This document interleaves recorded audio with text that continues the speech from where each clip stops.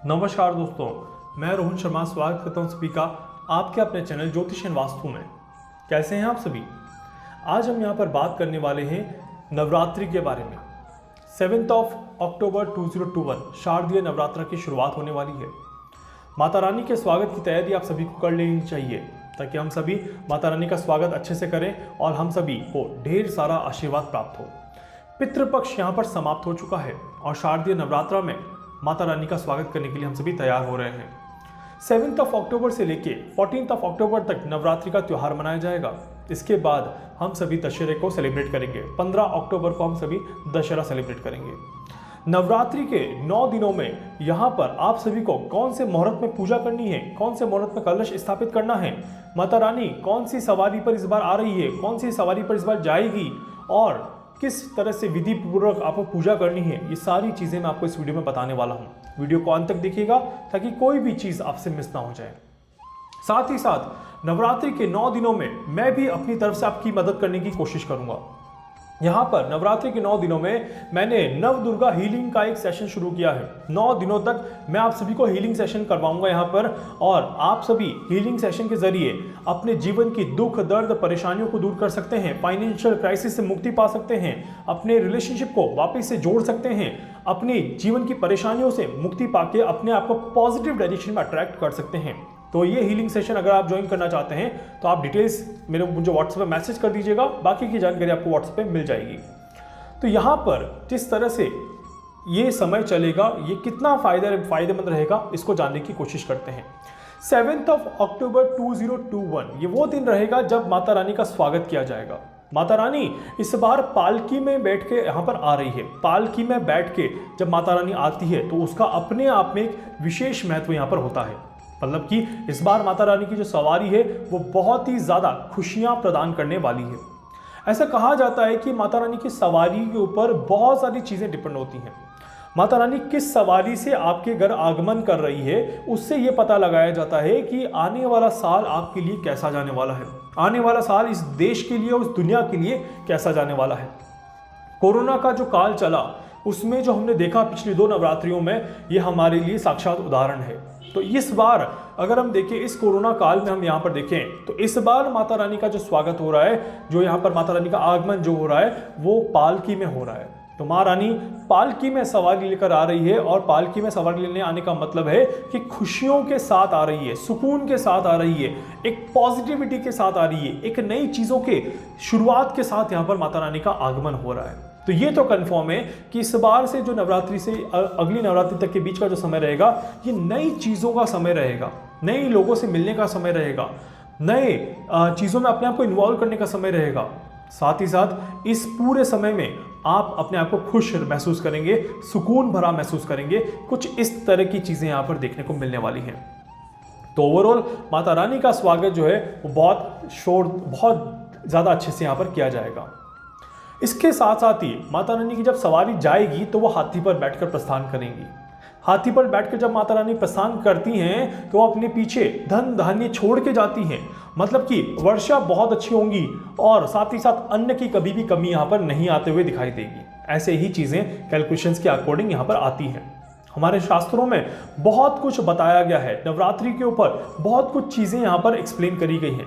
शारदीय नवरात्र का त्यौहार तो अपने आप में बहुत ही ज़्यादा महत्वपूर्ण त्यौहार है। तो इसीलिए आप सभी को भी नवरात्रि में बहुत अच्छे से माता रानी का स्वागत करना चाहिए, पूजा अर्चना करनी चाहिए और आप सभी माता रानी से ढेर सारा आशीर्वाद प्राप्त करने की कोशिश करें। इस बात का विशेष ध्यान रखिएगा। अब चलिए बात कर लेते हैं कि घट स्थापना कब करनी है, मतलब कि आप सभी को कलश कब स्थापित करना है। ऐसा कहा जाता है कि कलश स्थापित जितना जल्दी हो जाए उतना ज़्यादा अच्छा रहता है। दिन की शुरुआत में जो सबसे पहला शुभ मुहूर्त हो उसी समय पर कलश स्थापित कर लिया जाए तो वो काफ़ी ज़्यादा पॉजिटिव माना जाता है।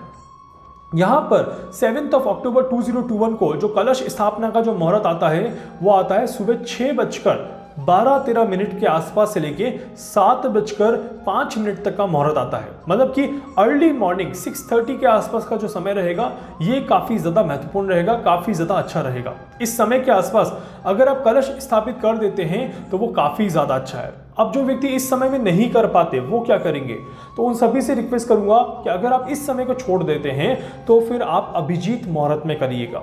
अभिजीत मुहूर्त में भी कलश स्थापित करना बहुत अच्छा माना जाता है और उसमें भी आपको शुभ फलों की प्राप्ति होती है। कलश स्थापित कैसे करना है, क्या विधि करनी है, किस तरह से आपको स्थापना करनी है, ये सारी चीज़ें मैं आपको बता रहा हूँ। सबसे पहले आपको कौन कौन सी सामग्री चाहिएगी वो आप नोट डाउन कर लें तो ज़्यादा अच्छा रहेगा। देखिए आपको क्या क्या क्या चाहिएगा। सबसे पहले कलश स्थापित करेंगे तो इसलिए कलश चाहिएगा। कलश आपका मिट्टी का भी हो सकता है और तांबे का भी हो सकता है, दोनों ही यहाँ पर चलेंगे। इसके अलावा जटा वाला नारियल आपका होना चाहिए। आपके पास सफ़ेद कपड़ा, लाल कपड़ा और पीला कपड़ा होना चाहिए। सिंदूर, केसर, रोली यहाँ पर होनी चाहिए आपके पास।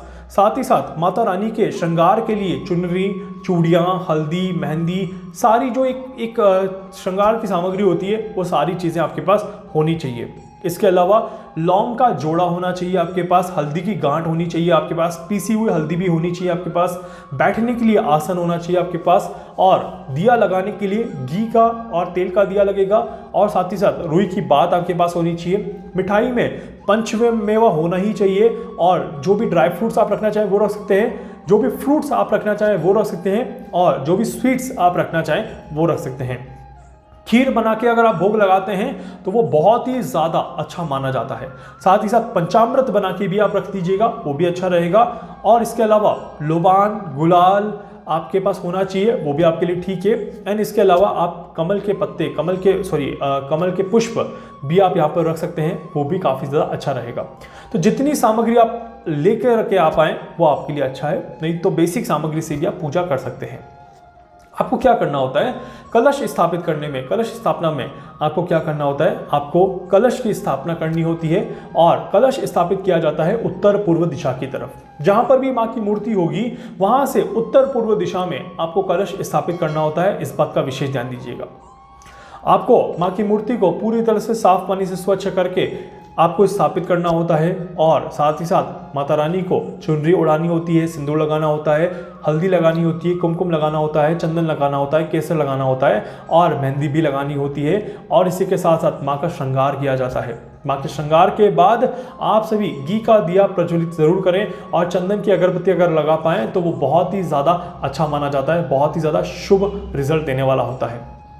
तो ये विधि बहुत सिंपल है। जैसे हमने गणेश स्थापना भी करी थी, गणेश स्थापित भी किए थे, वैसे हम माता रानी की भी स्थापना करेंगे, और हम सभी प्रार्थना करेंगे कि हम सभी के जीवन में ढेर सारी खुशियां आए, ढेर सारी यहाँ पर आशीर्वाद प्राप्त करें, और हम सभी के जीवन से दुख दर्द तकलीफें दूर हो जाएं। यहाँ पर ये जो स्थापना रहेगी और जो कलश रहेगा, ये 9 दिनों तक कलश आपका स्थापित रहेगा, इस बात का ध्यान रखिएगा। साथ ही साथ आप अगर कुछ अच्छा करना चाहते हैं, इसमें अलावा कुछ और भी ऐड ऑन करना चाहते हैं, तो आप अपनी तरफ से कर सकते हैं, उसमें कोई मनाही नहीं है। बट गलत मत करिएगा और बिना जानकारी के कोई भी ऐसी चीज़ मत करिएगा जिससे कि आपको नुकसान हो जाए। इसके अलावा जिस घर में माता जी की पूजा की जाती है उस घर में नॉनवेज नहीं खाया जाता। नवरात्रि के 9 दिनों में नॉनवेज और ड्रिंक्स को बिल्कुल अवॉइड करिएगा, इस बात का विशेष ध्यान रखिएगा।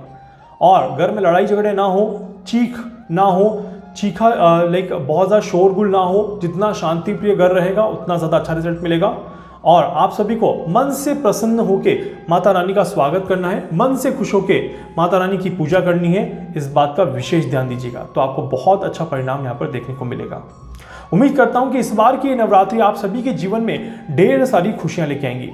नवरात्रि के प्रत्येक दिन आपको कौन सा उपाय करना है ये मैं अपने अचूक उपाय में शाम के सेशन में आपको जरूर बताता रहूंगा। उसमें आपको सारी जानकारी प्रॉपर्ली मिल जाएगी ताकि आपको किसी भी तरह से कोई दुख तकलीफ नहीं होगी, और साथ ही साथ मैं पूरी तरह से हर संभव मदद आपकी यहाँ पर करता रहूंगा। उम्मीद करता हूँ कि वीडियो आपको अच्छा लगेगा। वीडियो को लाइक कर दीजिएगा, चैनल को सब्सक्राइब कर दीजिएगा, बेल आइकन पर जरूर से क्लिक करिएगा। इसके अलावा अगर आप मुझसे कुछ पूछना चाहते हैं, कुछ भी जानना चाहते हैं, अपने बारे में कुछ समझना चाहते हैं, आप मुझसे संपर्क कर सकते हैं। मैं पूरी कोशिश करूंगा आप सभी की हर संभव मदद यहाँ पर कर सकूं। धन्यवाद।